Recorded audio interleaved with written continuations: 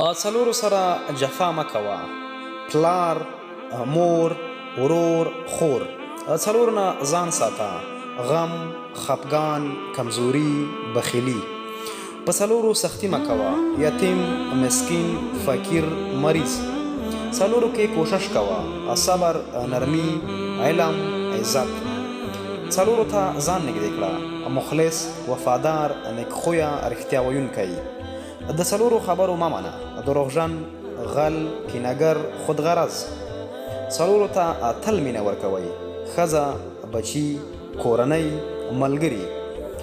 څلور شیان کم کړئ: خوراک، خوب، سستی، خبرې.